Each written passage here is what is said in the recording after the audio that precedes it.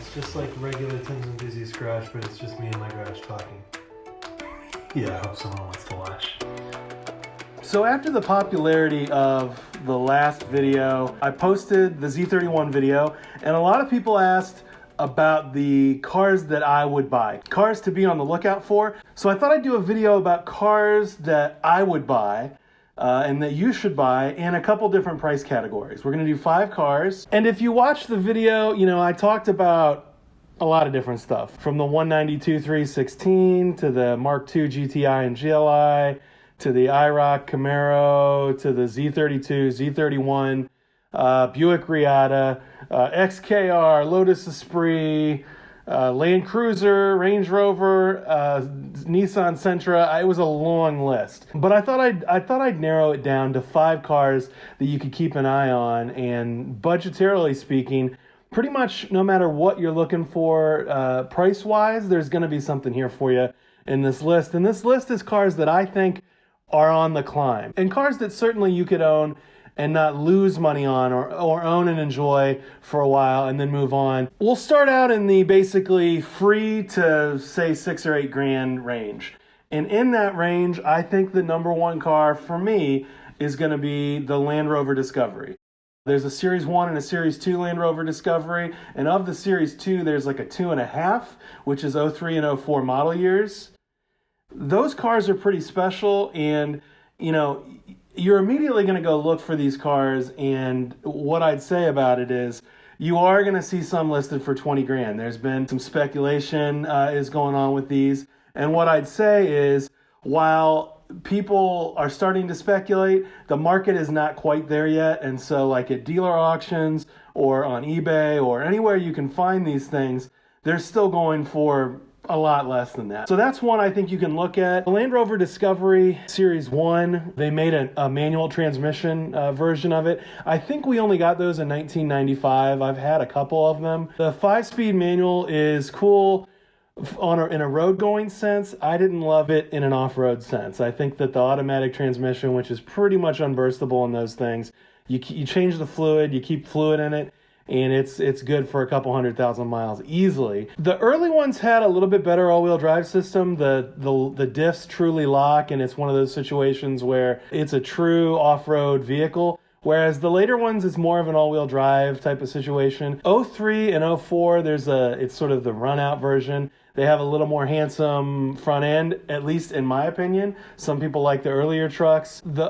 04 had locking diff, so it is going to lock the front to the rear of the truck, so it is going to be a little bit better in terms of off-road ability. But I still don't think that the Series 2 is like a true off-road vehicle without doing some work.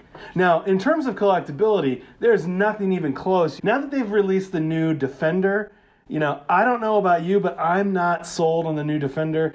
You know, the Defender should be a truck to me. It should be military ready. And no matter how military ready you make a Range Rover, it's still a unibody truck. I don't know, for me, it could be that I'm too old school, but for me, it's kind of lost it a little bit. Trucks like the Discovery are something that just isn't out there. There's really nothing else like it. With the later Discoveries in particular, I think you get a lot of the niceties. You know, they've updated the interior. It's got dual zone climate control, twin sunroofs, and they're still out there and available. I've seen a couple of them out there for 5 grand or less. I definitely think it's something you could find. Start off with, I think, you know, liner failures, head gaskets. You should drive the trucks. You should look at the service history on the truck. You should make sure it doesn't overheat. It's not knocking, those sorts of things. All of them are going to have the 3 Amigos on. That's like the traction control, ABS, brake light. The ABS controllers have a bad solder joint in them. There's numerous issues that could be going on with the ABS on that truck. So, I mean, that's something to be aware of. And frame rust. Frame rust is definitely an issue. So you want to take a hammer with you and knock around and make sure it's a solid frame on that truck. In the next price range that I want to focus on, $6,000 to $10,000. Again, if you Google this car, you're going to see some that are in a higher elevated price range. People are speculating, but it's the Volkswagen Corrado VR6 and G60. One of the very first cars that I test drove new, and the guy that went on the test drive with me was an enthusiast, so he encouraged me to really explore the car's outer limits, if you will. We had a gentleman in an XJS that thought his XJS was going to be quicker off the line than the Corrado, and it wasn't. The Corrado was victorious. That's something that's a special memory to me. Interestingly, with the Corrado VR6, so you'd be looking at like 92, 93, 94 model years there. The VR6 is a 12-valve, sort of like an inline. I don't know if you've ever seen. It's a very narrow angle. I believe it's 15 degrees, which shares a common cylinder head. So in a way, it's almost like an inline 6 and V6 at the same time. The VR6 sort of became the basis for a lot of cool engines, including like the W8, the Veyron engine. So lots of cool tech in that engine, and this is sort of the beginning of it, was the Passat and the Corrado from that era. One thing that's fascinating, and I find that a lot of people don't know this, is that the VR6 Corrado has a flat plane crank, and that's why they sound so amazing. If you open up the airbox, put an exhaust on it. I recommend one. This is a car to be collected. It is definitely not the kind of car that I would recommend buying one of these cars as a daily driver. All of these cars that we're talking about are really collectibles. So if you buy a Corrado VR6, I'm thinking 500, 1,000 miles a year just to keep it sort of fresh. Enjoy it. Take it to a show or two. But they're fantastic cars. They are prone to less reliability than some other cars from that era, so that's something to think about. The G-Ladder engine, the 1.8 supercharged, which uses what Volkswagen called a G-Ladder supercharger. The superchargers can go bad. It can be sort of expensive to replace them, but in the grand scheme of collectible cars, not so much so. There's an amazing Japanese import from a place called Duncan Motors. I actually bought my Beat from there. It's listed for like 12 grand. I think that you could probably get it for less, although I know they don't love to haggle. That's one that is interesting to me, is that G60 car. Moving up in the list, the $10,000 to $20,000 price range. I think it's 996 Porsches. If you've watched my 996 video, you kind of already know the story on this. But I would say buy early 996s now, the 3.4 liter cars. They are shooting up in value like crazy, and I think it's one of those situations where people are missing the boat on the 996 still. I think that first video I did was 2 years ago. The 996, that's been a fantastic car for me. Mine's a 3.6 liter 996-2. 996-2s are just kind of falling into this price range. But these are cars that I've driven them with 160, 170,000 miles, and they're still tight.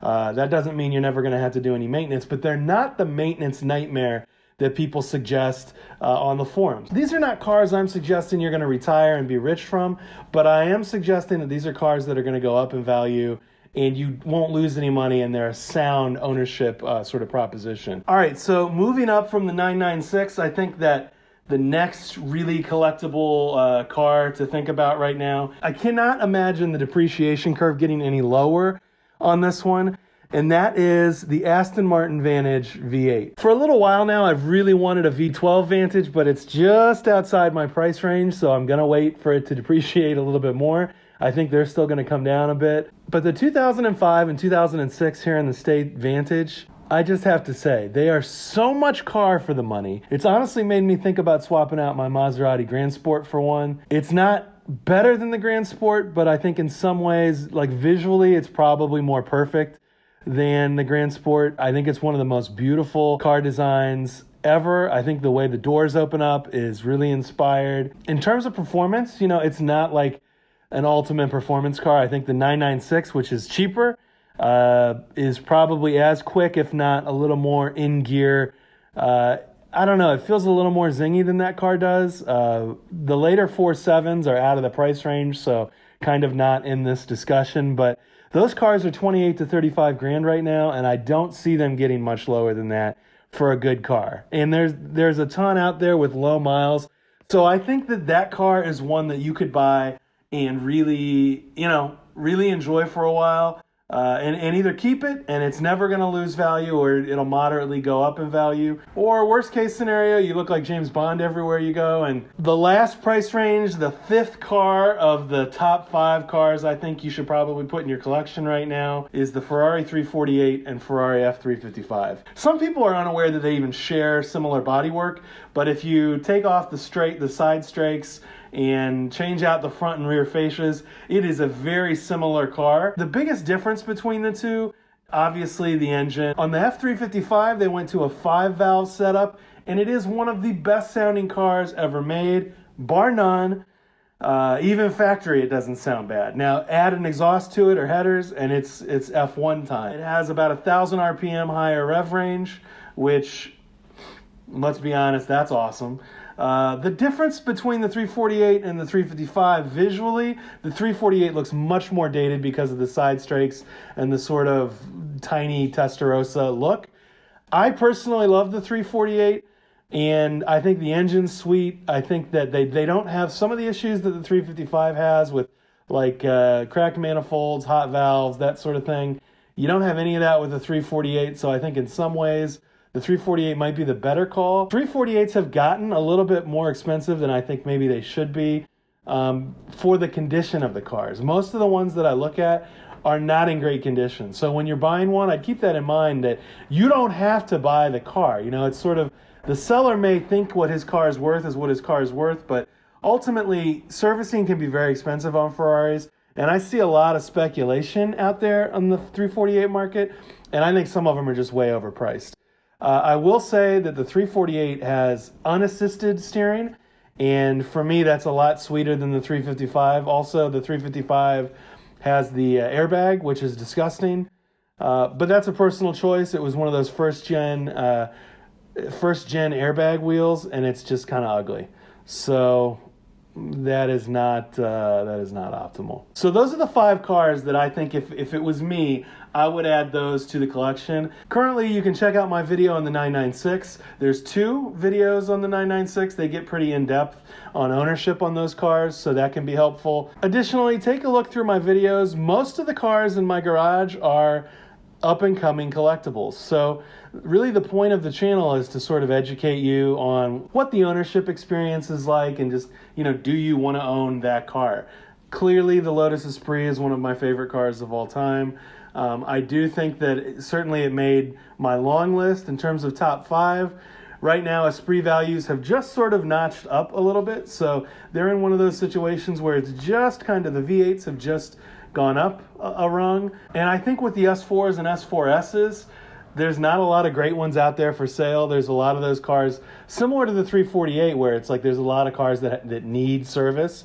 And so currently, you know, just from the market, since it's such a small market, if you find a great deal on an S4, Lotus S4, I certainly think that those are, you know, now could be the good time to buy those, but I think they've ratcheted up. Same thing with S3 Lotuses. The older body style Lotuses have really started to climb in value. So that's why these cars in this video are my top 5 for right now. If you've got any questions or comments or something else you'd like to see me talk about in the garage, hit me up in the comment section here or on my Instagram. It's at Tim's Enthusiast Garage. Same with the Facebook. As soon as the COVID-19 thing is over, timsenthusiastgarage.com will start shipping again.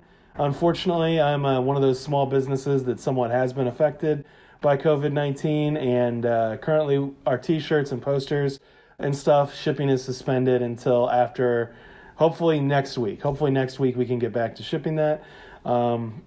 Definitely subscribe to the channel. Thanks for watching. We'll see you next time.